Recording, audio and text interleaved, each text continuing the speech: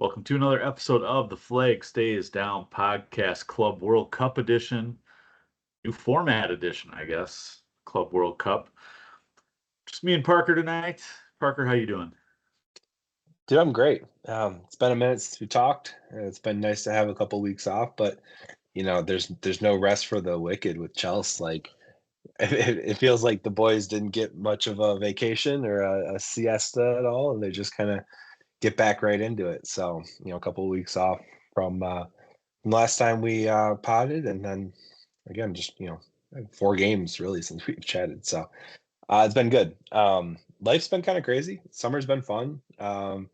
Summer's always a little bit like hectic just because you want to see people, you want to go travel, you want to do stuff. But this first month, like this June, has been kind of crazy for us. Highlighted by a 4-day trip to Breckenridge and see a different town out here in Colorado. We're about like an hour and a half from there, so just to see another place and just kind of live at a different altitude and experience it a little bit was kind of fun. Get to go to a couple breweries there. They're known for their breweries out there. And then as we were talking pre-pod, I got a random invite to a boxing fight where I got to know one of the promoters on a flight randomly, and he invited me to go watch Deontay Wilder fight in Wichita, Kansas. So my first ever professional boxing fight. I got to see a Hall of Famer fight, and like one of like the big regrets I had and was not being able to see Floyd Mayweather. I was a huge Mayweather fan. I'm a big fan of like defensive fighters. Just being able to like stand in front of somebody and then make them miss just seems so impressive to me. And I never got to see Floyd fight, which was kind of a tough pill as an adult to swallow. But I get to see a Hall of Famer, Deontay Wilder, in my first fight. So wasn't the best fight in the world, but still got to see it live in pretty close action. So summer's been great, man. It's been fun to just kind of kick it and chill. Work kind of slows down for me in the months of June and July, which is always really nice, and get to spend more time with the kiddo, spend time outside, and spend time with the wife. How you doing? How's life treating you? Oh man, I 100% agree on summer being a little crazy. If this week or this weekend, our son had a sleepover with his cousins that turned into a 2-night sleepover, and so it's just I I don't know how it happened, but I'm running on like no sleep from this weekend. Ended up going to Ford Madison last night. They got their first home win of the season, 2.5 months into the season. Um, and watch a little bit of Chelsea and of course running around to football camp, soccer lesson or not soccer, golf lessons, go play some golf myself, work stuff. It's oh man, summer's a lot more busy than the rest of the year and something I always forget about. But I do want to give a quick shout out to Ford Madison captain Mitch Osmond. He's their center back. Uh, they had fireworks after the game, and players were out there signing autographs on the pitch and all that. And my son, that's his favorite player. He's got his jersey, got a couple posters. Like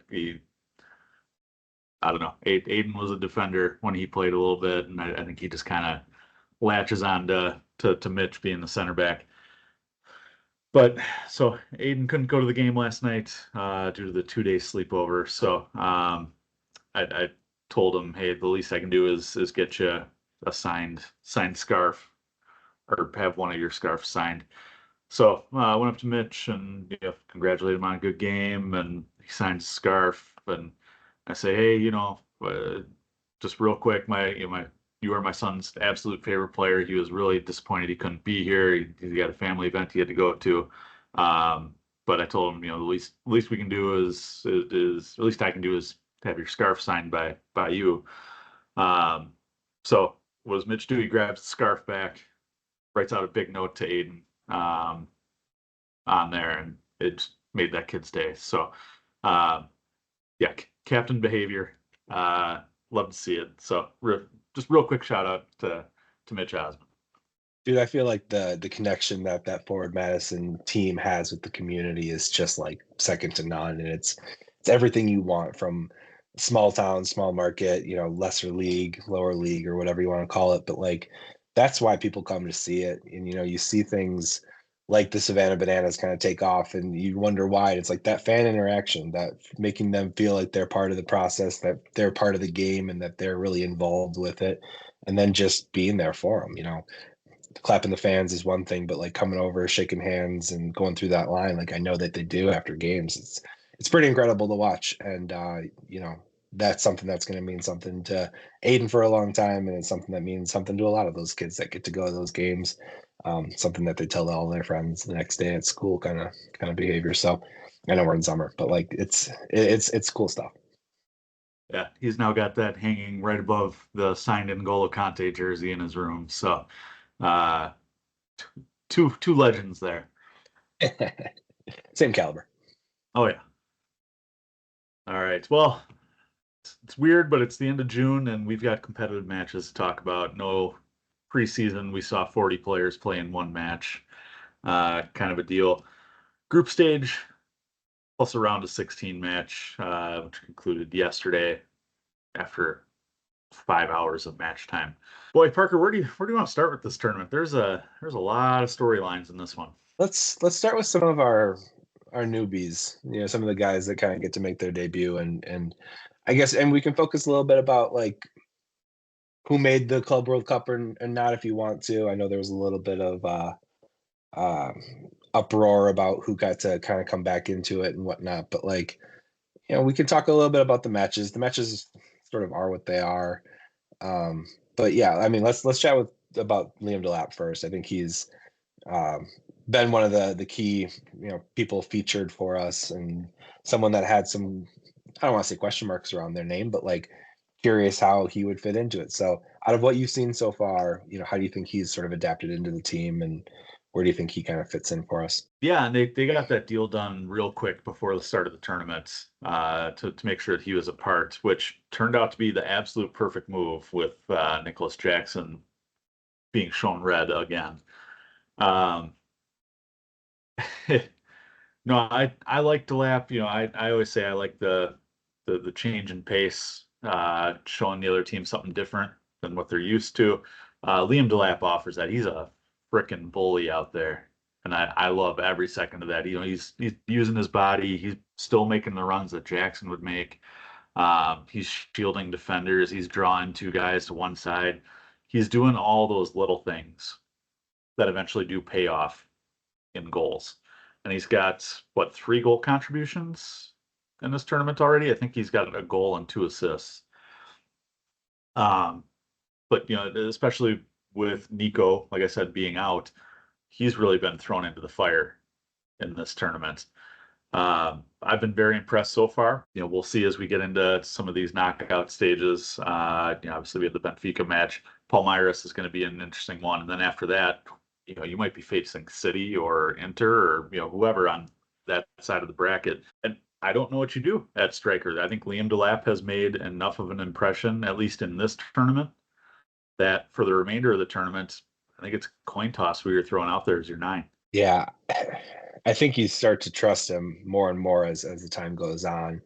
Um, it, it'd be interesting if I don't know when Jackson's his suspension is up, but like if he could play against Palmeiras, do you know?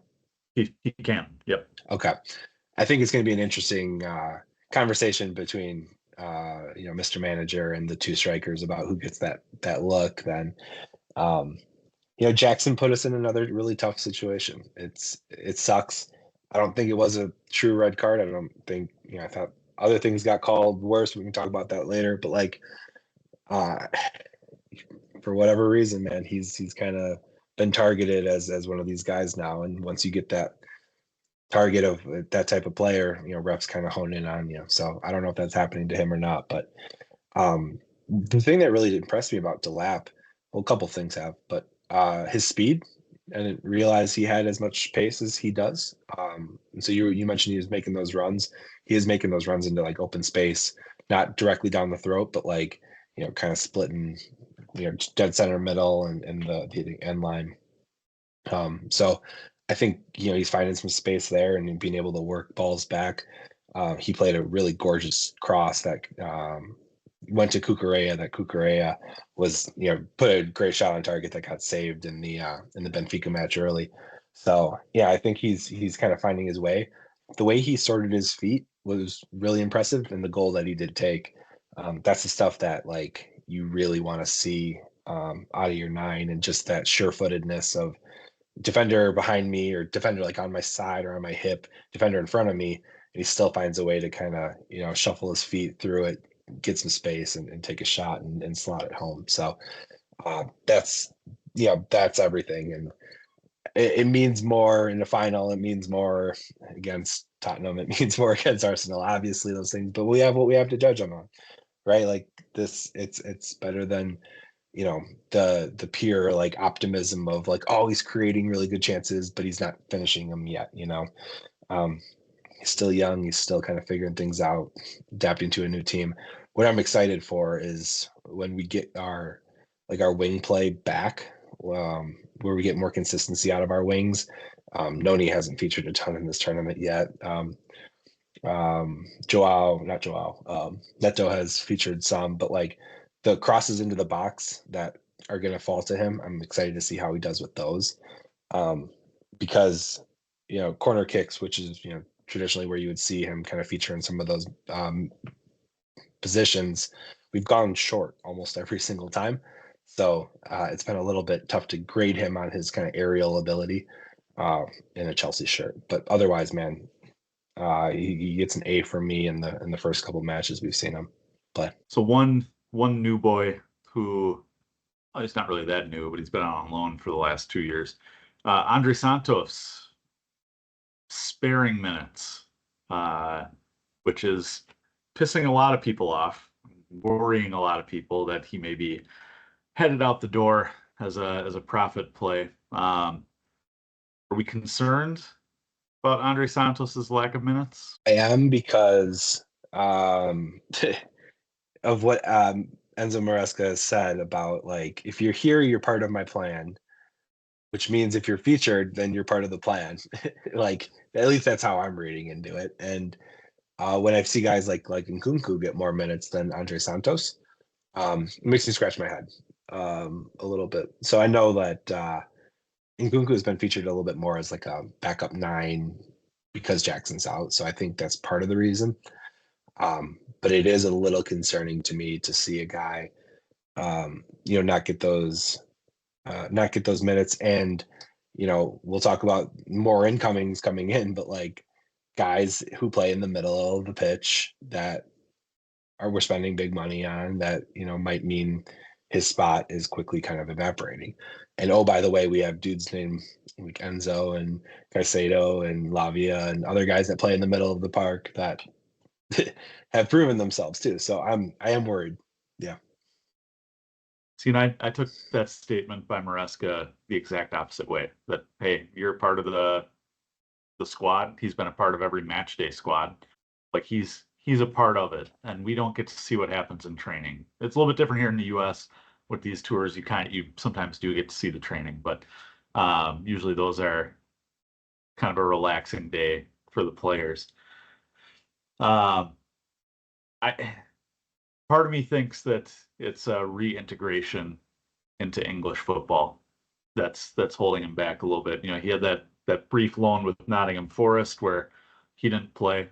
Then goes to Strasbourg for a year and a half, and balls out, and so he's been gone for quite a bit. A lot of these guys have all been around each other, with the exception of Isugo, Delap. I think that's it for who hasn't really been. Oh, Aaron Anselmino, although he was with us for the second half of the year, kinda. But Andre Santos is really the one who's been away the longest. He hasn't had time to acclimate with any of these guys, and doing it rushed. No 3 straight weeks of preseason training. It's like bang, bang, bang, bang, bang, and we're taking this competition seriously. So it'll come.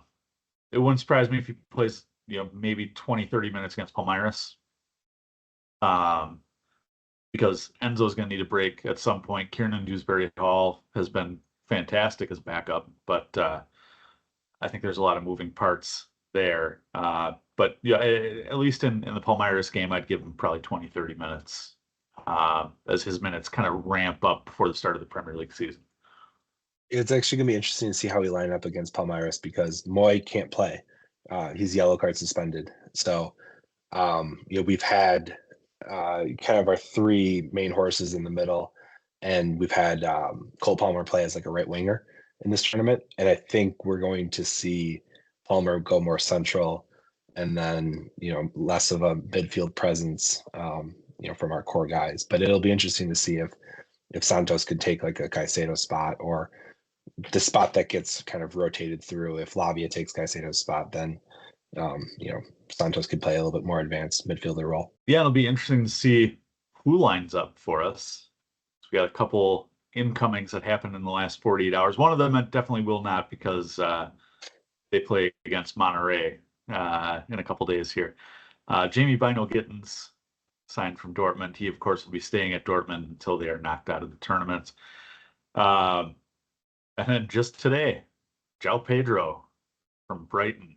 So we become, what did Matt say in the group text? Brighton, Hove, Brighton, Chelsea. Hove, and Chelsea. Yeah.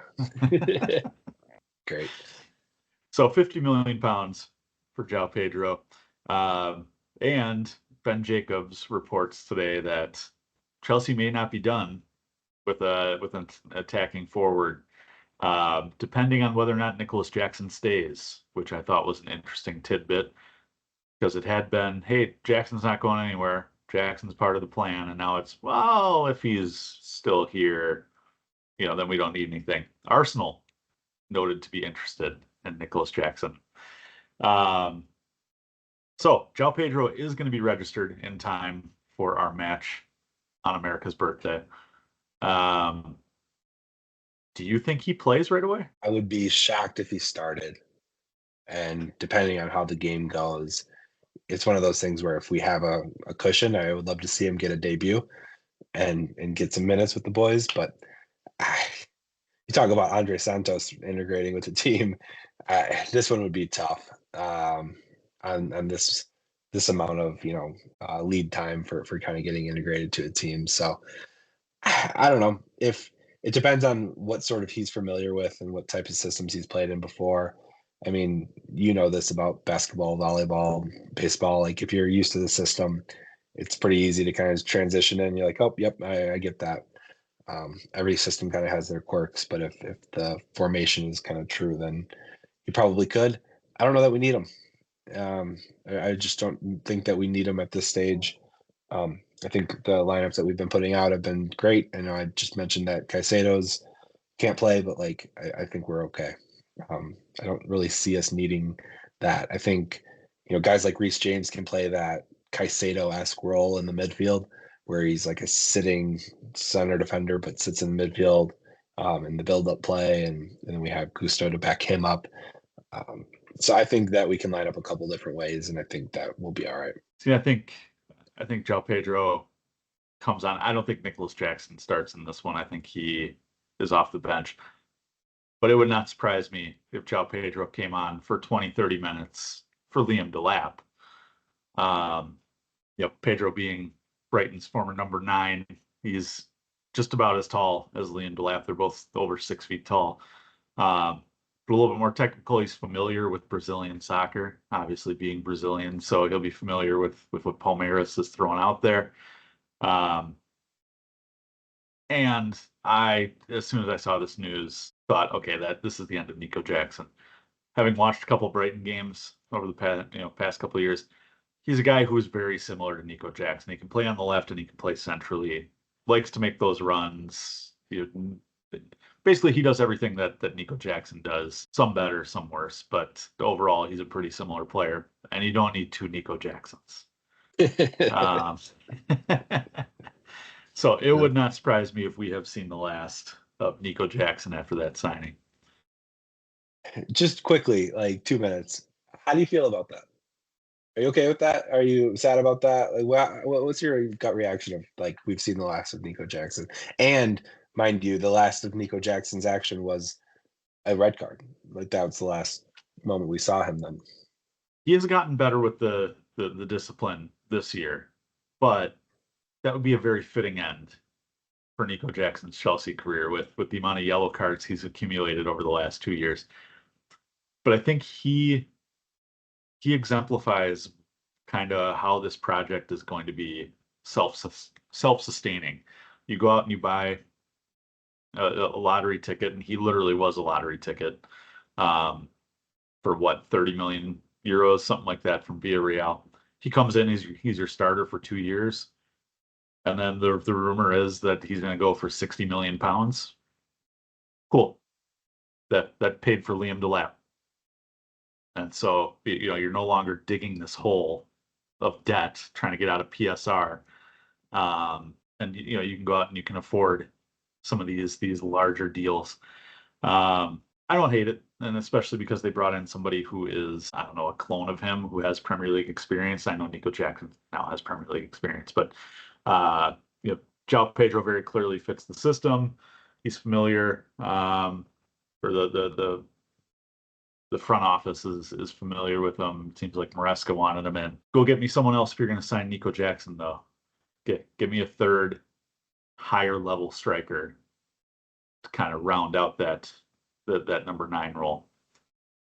Yeah, because I think like Mark Yu just isn't at the level yet that we need him to be, and I'm not demanding him to be at that level yet, but he is still a few years away from kind of stepping into that role. So I think I very much agree with you there. But what about our other incoming with Gittins? Another big name, another big ticket signing, primarily on the left. What are your thoughts about him coming in? I think had the Mudryk thing, we finally got confirmation. We didn't get confirmation of how long his suspension is, but we got confirmation he's been suspended. So I think you had to make a move for a left winger. Gittins, of course, being English, I think he falls under the homegrown, since he came up under City's academy. So he's not going to take up an international roster spot. Kind of flies under the radar a little bit there. Relatively consistent starter at Dortmund, which is something with how much young talent they usually have. I'm all for it, and honestly, I haven't watched a ton of his matches. I don't watch a ton of German soccer, but the thing that caught my eye is that Bayern came in multiple times to hijack that deal, and every time getting said, and even put it on social media like a week or two ago, like Blues, I'll see you soon. He wanted Chelsea and just Chelsea, and I want those guys on my team. So welcome Jamie Bino Gittins. I couldn't agree more with that statement of guys who want to play. I think it was 2 years to the day, today or yesterday. I can't remember when I saw it on social media, but Reece James's famous Instagram message of, if you have to persuade them to carry the bricks, they're not worth building with, right? Like, those are the types of dudes that you want to see, signing up for this project. We've talked a lot about that, and rewarding the guys that have been there for, the hard times and what they've been building and what kind of chemistry those guys have together. So you want people who are, jacked up to kind of be a part of that process. So I'm excited for that. I'm not sold on him as a left winger yet. I have fear of where he, what sort of consistent minutes he gets for Chelsea, where he fits into our team. If Neto kind of takes over that left spot with Noni playing a little bit more consistently on the right, or how we're going to be lining up with him consistently. So again, it's getting crowded, and I don't know who's going to be featuring like on the prominent matches, and then in the secondary matches, and then the sort of the tertiary matches, because we're going to have kind of 3 camps of Champions League level and or top 6 level, and then like 6 to 14 level Premier League, and then there's going to be some teams that are, not throwaway games, but every game in the Premier League is tough, but like games where you can rotate your squad, 3 or 4 guys in and out. So I just don't know. I don't know who's going to make that cut, man. I don't know who's going to rise to the occasion and who's going to ball out and be that guy. Last year was a roller coaster with who sort of had their spot under control and kind of locked up. And for a while, it had us guessing of even what formation we're going to run. So it's going to be interesting to watch it. Especially as we've got Estevao after we eliminate Palmeiras joining up. Another winger out there, though he's primarily on the right-hand side. But it's interesting what you just said there about I don't know who makes the cut, with how much perceived depth we have. We just talked about 2 weeks ago. Oh man, went into the season thinking we had so much depth at winger. We didn't have any depth. I don't care how many of these guys you have. We will find a way to rotate them in and out. Um, but I do think it is interesting looking at it right now. What's your front three? Including Palmer? That's why I asked the question. Yeah, I mean, that's because, like, I don't know that Palmer's best spot is in a front three spot. So I'll probably leave him out. Not because he's on the bench, but he's not playing in a front three spot. So then I say today it's Delap, and then I would have to go with probably Neto and Gittins would be probably it until because Noni's just too much of a wild card in his consistency. But like you said, Joao Pedro is going to fight for that spot, one of those spots as well, and I know Madueke is going to fight for that spot as well. Yeah, see, I think we are best with Palmer on the right, so I would throw him there. With the ability later in the match to move him more centrally. But on that left side, man, if we're judging off of this tournament alone, it's Pedro Neto all day, every day. That position is now locked for him. He is, I think I saw 2 goal contributions shy of 20 for the year. Because since we're including this with Last year, this past season, yeah. For a winger who played 45 matches, that's pretty darn good numbers from Pedro Neto. if you And look at then, just like the back half of last year and then this tournament, like he's that's going to be even more impressive. oh yeah, Pedro Neto has turned it on, which has been fantastic. We always talk about the big money signings don't work out at Chelsea. It's usually the lower money signings, and Pedro Neto is kind of that in between amount. But he seemingly has turned good on his fee there. But I think it's Neto, Delap, Palmer. By the end of the year, I think that changes because the previously mentioned Estevao, 3 man of the match awards in 4 matches in this tournament for Palmeiras. Yeah, he struggled a little bit with the Brazilian national team earlier in the year or earlier in this summer, but I think you give him about 6 months to integrate, and he is gonna hit the ground running at that point. Come that December crazy schedule. So looking forward to that, and looking forward to reevaluating my front three come December. Yeah, he's a fun one, man, because there's a lot of players that we've signed in the past that you're skittish about putting out there. You're like, I don't know how he's gonna do. And like with him, I also don't know how he's gonna do, but I also know that he's gonna learn. Every second he's on a Premier League pitch, he's learning and he's going to figure it out. It's just a matter of how quick. Like he is going to be great. And I'm not afraid of saying that. Like he has so much of that in him, and you can just see like at every level he's played at, he's been able to kind of take that to it.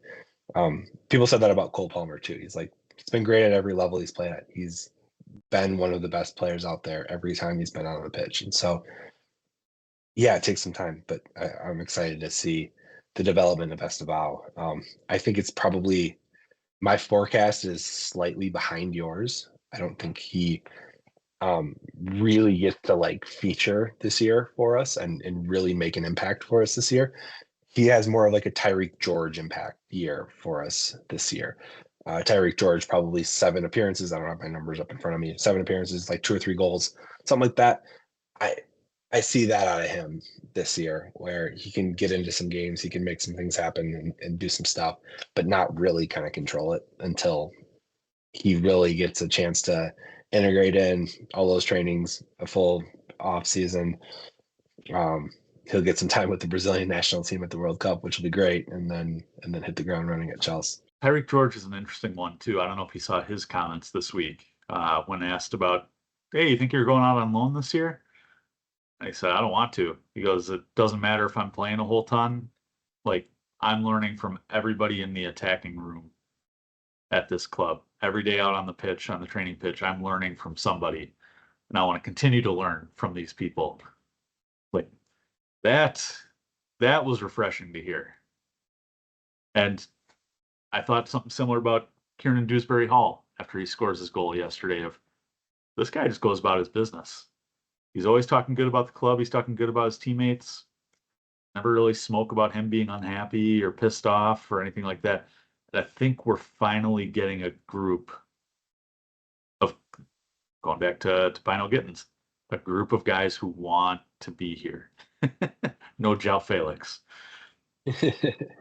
Know a lot of players. I mean, it's interesting, like to see what happens to Nkunku now because he was one of those guys where there's ton of smoke around his name about not being happy about leaving and everything.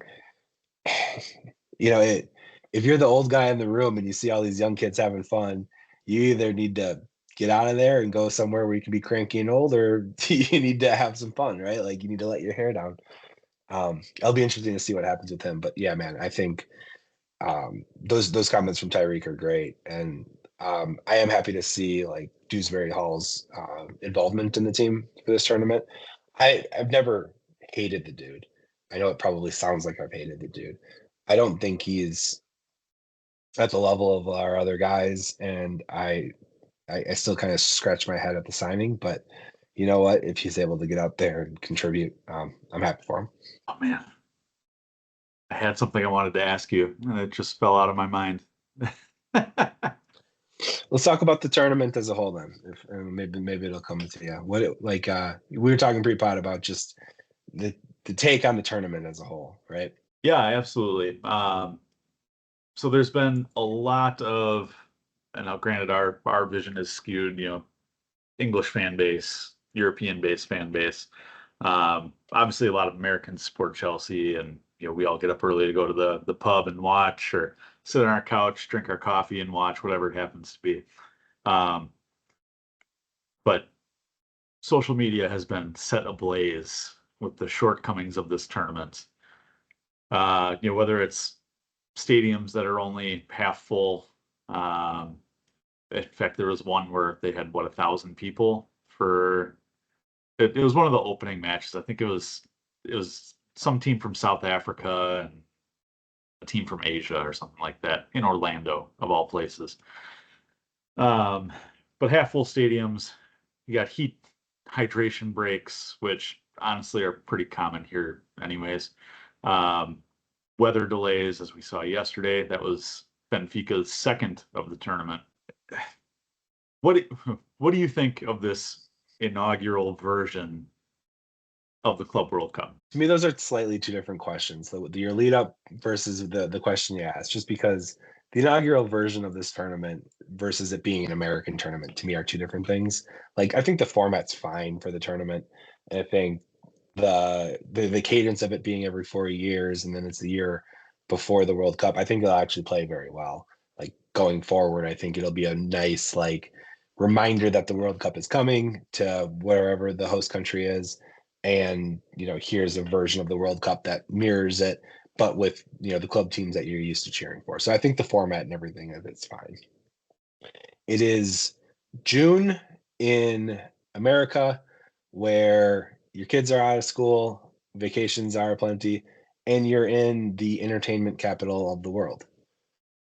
Like that, we are not a soccer first nation, and we've never been a soccer first nation. We're a soccer ninth nation, and like there's just really no way around it. And we're also hosting these games at NFL stadiums, which you can debate whether there should be or shouldn't be. But I was thinking about this, and the Philly match, one of the Chelsea matches that was in Philly, had 37,000 fans in it, which looks piddly in Lincoln Financial Field because that place holds I think 75, 80,000 fans. But if you were to host that same match at Allianz Arena in St. Paul, Minnesota, it can only have 22,000 fans in it if it's packed to the brim. So you're still getting more than if you hosted it in some of those MLS stadiums. It just doesn't look great because it's in some of these massive NFL stadiums. It's not an atmosphere first tournament, so like I don't think it matters a ton that the stadiums look empty. I think the stadiums are fine, and like I said, they have the ability to sell more tickets than if they were in MLS. I don't know about ticket prices. I haven't seen much about them. Have they been super high? Let me tell you a story that somebody was telling me at the Ford Madison match. Because they were looking at, I think they were a Bayern fan. They were looking to go to a Bayern match. Back when the tournament was announced, they did a pre-release for the equivalent of Chelsea in America, but for Bayern. As they did with Chelsea. I didn't even bother looking at the Chelsea pre-release tickets, but the Bayern tickets come out and lower level, um, like $400 after all the Ticketmaster fees. So the regular tickets are then released a couple days later, and they're only selling, you know, 20,000, 30,000 tickets, something like that, in a 70,000 seat stadium. So they're selling those. They get snatched up quick for about $100 less than the pre-sale tickets. Tickets go on sale. More tickets go on sale, get released on Ticketmaster the week of the match. Brand new tickets, not resale. $100 a ticket. That's bullshit. It is. FIFA, I don't know if FIFA's doing, what do they call it? Dynamic pricing, demand pricing, Yeah. um, something similar, but it's been all over the place. Now I'm on the list for when World Cup tickets come available in Kansas City for next year, and I'm dreading it already. I'm not looking forward to it. I know it's going to be terrible. Um, but there are so many better ways to do this, and so many cleaner, more efficient ways where you're not screwing over the actual fans. Um, it has been an absolute nightmare from everything I've read in regards to tickets, and it doesn't surprise me with FIFA. Yeah, and that's a FIFA problem, right? I don't think that's an America problem because I think that exists in a lot of countries for a lot of events. So, and I know, early on there were all kinds of attendance problems. They were moving people from one side of the field to the other, so it looked good on cameras. When we played in Atlanta, that was difficult to look at the stands there. Um, I don't know if FIFA's all about giving back to the community and grassroots football and all that. Why not give tickets to local youth clubs? Why not give tickets to the Boys and Girls Club of America? Something, inner city schools where you're playing. There has to be a way for FIFA to grow the game, which I believe is actually their motto. By utilizing the resources that they have. These tickets aren't being used. Give them expose people to it. Why Five don't you hundred sell dollars. ticket? $500 for pre-sale is ridiculous. I mean, if you the thing that like always baffles me, and I know that there's more to it, and I believe like staffing is one of the reasons why they don't do things like this, because they close off certain sections and then they don't have to fully staff them. But if you sold tickets for $40 a pop, and then like lower bowl, you could make them 125, right? Like 125 flat for the lower bowl, $40 for anything above that. You could sell out because then you can afford to take your family to those games, right? Like you can take your wife and two kids for $160. You can get in and out of there for $250 all in, and you got a weekend out of it. You can't do that now. It's like it's $1,000 or $1,200 for an event like that. It's just you know it's hard economic times for people. People don't have that kind of money just sitting around for a game. And it's in the entertainment capital of the world, which is America. There's events going on every day like this in America, and yeah, especially when it's not a super big club draw. Palmeiras played Botafogo, right? Like, how many neutrals are going to that game? Probably not a ton. So you need to do a little bit more to entice fans to get there. Atlanta is one of the few places in the world that like keeps their concession prices normal to encourage families to come out to a game, and I think that that's admirable of them. I'm not expecting it though out of FIFA. They're what they preach and how they practice are two completely different things, and it's sad to see. I wish more people could get to go to those games, because you and I went to a game once upon a time ago in Ann Arbor, Michigan, and saw Liverpool play Manchester United, and it wasn't a full sellout, but I believe there's 105,000 people at that game. It's pretty cool to be there. It was the reddest I've ever seen, Michigan Stadium be, because both teams wear red, which is hilarious. But it's fun to even be a neutral in that game. We don't cheer for those teams, but we saw a game at the Big House and it was great. And I think there's absolutely room for that. But I think I actually thought back to that match, or when we went and saw AS Roma play a Polish side at Wrigley Field. You and I have seen the U.S. play Belgium in Cleveland. Um, those tickets were all affordable, Yeah, and under and I 100 think bucks. and I think back to the last 2 years where I've taken my son Chelsea to come to America for a preseason tournament, Soldier Field and Notre Dame Stadium. Both of them were through the roof. I mean, I had to budget for those specifically, just tickets, and then getting down there was a whole nother thing. Paying for parking was a whole nother thing. Um, I understand that the US is a large target market for FIFA, for UEFA clubs, for CONCACAF, for US men's national team. Um, but it's almost exploitation of the fan here. I mean, I've seen a lot of comparison of, hey, I could get a ticket to see Chelsea play in Philadelphia in the Club World Cup, or I could get season tickets in the Matthew Harding end, and they're the same price. That boggles my mind. And seeing all the European posts of Americans don't like soccer, like just look, they don't give a shit about this. We're being priced out of it. Exploitation is the word I will use for it. A very quick story. I was talking to some Brits about concert ticket pricing, and they were talking about how crazy it's gotten. And I was like, "Yeah, I know." And they mentioned a concert, big ticket concert, Taylor Swift esque, and they were like, "Yeah, tickets are like 180 bucks." And I almost spit my drink out because I was like, "That's fucking nothing."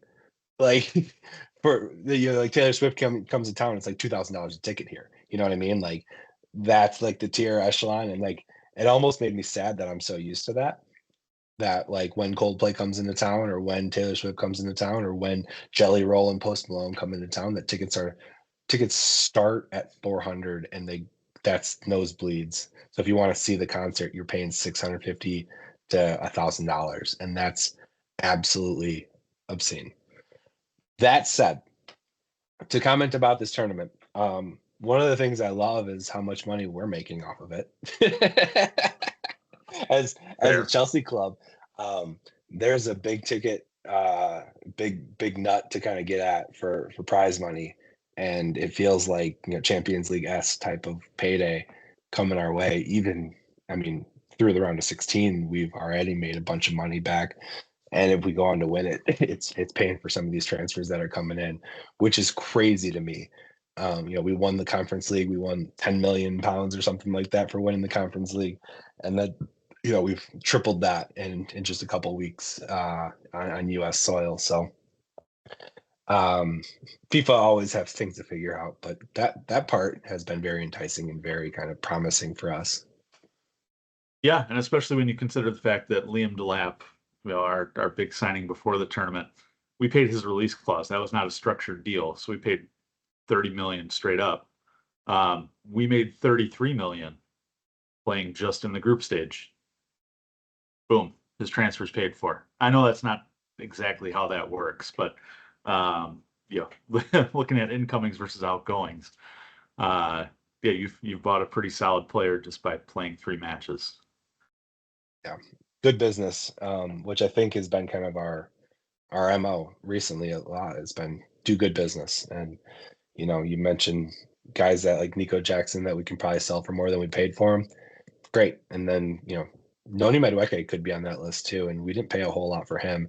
But his stock, I mean, as a capped English player now, his stock is probably similar to Nico's, where we could probably double our money on him pretty easily. And he gave us some decent service years. Not phenomenal, not set the world on fire type, but like serviceable. And yeah, I mean, if we can upgrade and make money along the way, I think that's pretty damn good. So outside of Chelsea, one thing I think is interesting to compare in this tournament, in previous iterations of it, it was the winner of each region plays in it. So you had 8 teams playing. It was just a single knockout. You could play one match and then go home. This, with it being more of a World Cup style format, we've got to see how different leagues, different teams match up against other areas of the world. Um, Being American, and you have now lived in 2 MLS cities, MLS hasn't looked too hot. There's a lot of people who think MLS is on the same level as Brazil or the same level as the Argentinian League or the EFL Championship, whatever you want to say. Um, I believe outside of Inter Miami, there were no points picked up by MLS sides. So if you had to rate the various areas, the various regions of FIFA based on this tournament, where would you put them? Where would I put the MLS? No, like UEFA versus CONCACAF versus South Yeah, America. I mean, what I'll say is it looks like South America has definitely stepped their game up and really come to play.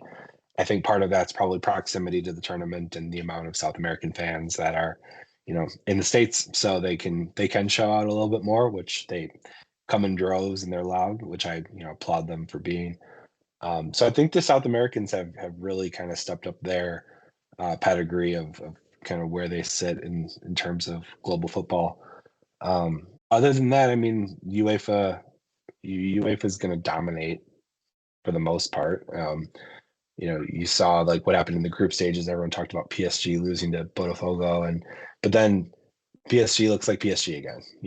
In the knockouts, and Chelsea lost a game there too. But like if I saw them in the knockouts, I wouldn't be too afraid of going back up against them. So there's stuff like that happens. MLS, I think, have shown exactly who they are, which is kind of sad. But like LAFC and the Sounders and Inter Miami. I don't remember if there's anyone else in the tournament from MLS, but none of them are great, and none of them have like that standout player, with the exception of Lionel Messi. So um, Messi's towards the end, and I don't know, man. Otherwise, African teams haven't done super great in the tournament. And then kind of rest of the world, Middle East and over, haven't really shown too much. That was one of the things that the last time we were in the Club World Cup in 22 or 21 season after our Champions League, seeing some of like the Middle Eastern teams was really interesting. And I haven't followed them as closely this go around, so I haven't seen them play. But they felt like they had more fight in them there, and maybe it was because it was played. I think it was played in Qatar, if I remember right, or somewhere in the Middle East. But Morocco. yeah, thank you. So I'm not entirely sure why, but yeah, I think with there being more European teams in this tournament now, it makes it a more fun tournament, and it makes it kind of just like the higher step up of talent with the Inters and the cities, and obviously Chelsea and PSG. Like there's just some bigger names and bigger talents to kind of drive the tournament. So there's less crap games. See, I would like to see. Yep, I think these knockout stages are going to be great, but it's Conan Ball and UEFA, and then Al Hilal. That's that's it. We're not seeing any CONCACAF teams in there, no African teams. Al Hilal obviously being the only Asian team. Auckland City being the only Oceania team obviously didn't make it. Although props to them for taking a point off of Boca Juniors. Um, I would like to see almost like a second bracket, almost like a Europa League kind of a thing. Once you get knocked out of this one, all the third place teams play each other.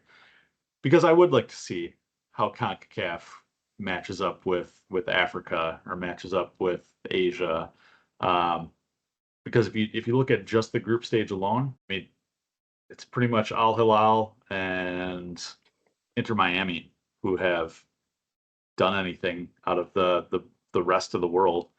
African teams picked up a couple points. Obviously, like I said, Auckland City picked up a point. But it's like, okay, I don't really know what this does for those teams other than, be a little bit of a payday. Yeah, show up and try hard, but yeah, it's tough, man. Yeah, I think most people going into the tournament, self included, thought that CONMEBOL will show out and have some big moments and be able to take some points off of some European teams, but some of them will also struggle against some CONCACAF teams and some other rest of world teams. And that's where I think we didn't see it. They kind of cemented themselves as like, no, we're not fucking around. Like we're playing at this level or better. We're not kind of stooping down to the level below us. Oh, and my apologies, I mentioned them earlier, but Monterey represents CONCACAF in the knockout stages. Yeah, not great. Seattle Sounders winless. Inter Miami 1 win in the tournament, and then LAFC just has a point. So it is what it is. But now, how do you think this tournament translates into next year's International World Cup, also played in the States? I mean, I think it's a much bigger deal. It's a World Cup. They'll have their host cities named ahead of time where there's going to be a full group of games played there. So I think I don't think it translates to what the World Cup actually is. I think that the World Cup is its own show. It's its own beast, and that's where you get everyone from everywhere in the world traveling to see it. That's where you get people flying in from, you know, the richest countries of the world, from everywhere from, Japan to everywhere. Um, English fans fly in, Portuguese fans fly, everyone flies in. So it's like, um, you'll see like the contingents of fans pack those stadiums in. There's not going to be an empty seat that you can find, anywhere. So I can only imagine that the get-in price to any one of those games is $500 or up. Like I just don't see you being able to kind of find your way into any of those stadiums for under that amount. Even when it is a D tier matchup, like it doesn't matter. People want to go to World Cup games, and people that fly into town with nothing else to do, they're not going to not go to those games. So, yeah, I think it's going to be a must see TV. And again, though, it's going to be interesting that you said about the hydration breaks. We just came off of a World Cup that had many hydration breaks being played in the Middle East and had to move the time of year the tournament was played in just because of it. But summer in the U.S. is no joke. The summer in the U.S. in the locations that have been picked, like Arlington, Texas, and California, and Miami and Atlanta, those places are not cold. Those places are very, very warm. They're very, very humid, and you saw what happens to teams 60 minutes into these Club World Cup games. The pace of play slows down a lot, and there's a lot of tired legs. There's a lot of sloppy passes. So um, it'll be interesting to see how teams kind of transition from that, and play in that kind of environment, because there's no time to relax, but you got to kind of manage that side of the game too. Yeah, and for some reason I thought the host cities were the same between the two events this year and then next year. Because I know weather's been the big complaint about this one, whether it's the heat, whether it's storms. Um, but really, I mean, if you're looking kind of central and southeast United States, because the West Coast gets the same weather every day, regardless of season. Mexico, it's going to be hot and it's going to be high altitude. Toronto, I think they're playing in the Sky Dome, but I can't imagine they're playing at Toronto FC. But that'll be in a dome. So you're looking at Kansas City, Arlington, Houston, Atlanta, Miami. The only one there not under a roof is Kansas City. That may be the only one, with it being in summer, where you're going to see some storms, and they get pretty bad ones down there. But I don't think you're going to have the weather delays next year that you have this year. I thought there was like more host cities for the actual World Cup, because aren't there more teams? Aren't there like Uh, 48 teams? so there's 16 hosts again, the West Coast, LA, San Francisco, Seattle, Vancouver. Your central region, where I think you're going to have a lot of the issues in terms of weather. Dallas, Guadalajara, Houston, Kansas City, Mexico City, and Monterey. The East, Atlanta, that's a dome.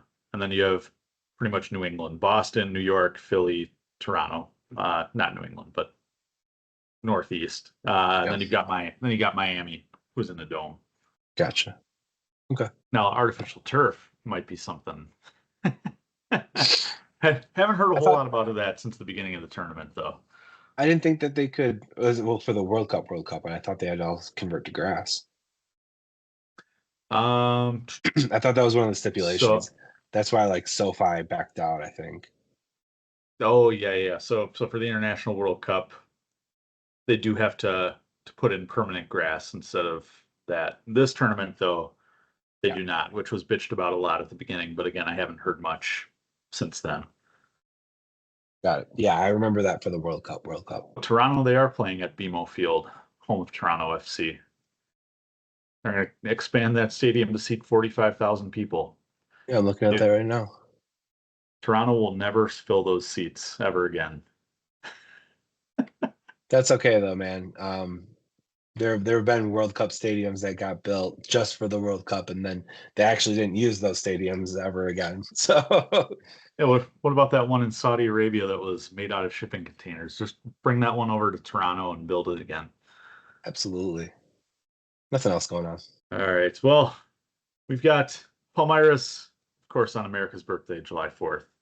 Um, Too bad it will not be when you're coming to visit all of us on Saturday, but certainly have a lot to talk about then on Saturday.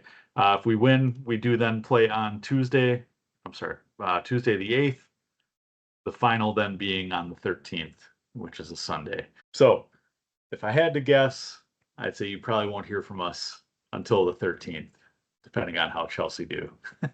But if we win, we could always do a makeshift in-person pod on Sunday or on Saturday. I love it. We'll have Aiden watch the little ones, and we can all pod. That's what the wags are for, man.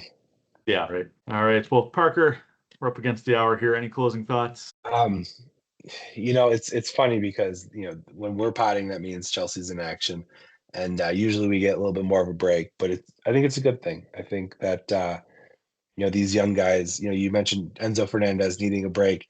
I disagree. I think Enzo Fernandez lives for this shit, and I think Enzo Fernandez is still young enough to play every game like this. And so I'm excited to see us kind of take this tournament seriously and really fund some of our incomings, which has kind of been fun to see. So it'll be a big one on Friday with the Palmeiras, and Esteval can play, is what has been reported. So it'd be fun to see him go up against his new team.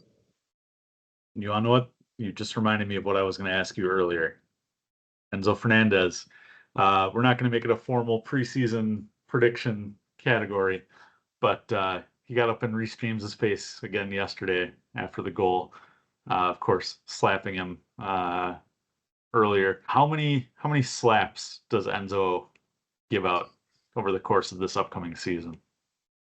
I hope it's over 10, because I hope that those two continue to have this kind of boyish banter that goes back and forth. And if Reece James keeps hitting direct free kicks like he did, then Enzo can keep slapping him, and we can keep playing this game over and over and over again. And I'm all here for it. I like that. I hope it's over 10. I'm going to take the under though, but not by much.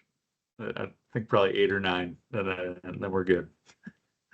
I mean, Reece might at some point be like, I get it, but you can't keep hitting me now. I'm balling out too much. To be like one of those Russian slap fight leagues. They're just going to be wailing on each other. Absolutely. I think that that's going to turn into its own little mini game. Love it. Well, make sure to subscribe, rate, and review wherever you get your podcasts. Make sure to follow us on social media at FlagDownPod. And we'll talk to you guys maybe next week or the week after. We'll let you know. Later, Cheers. buddy.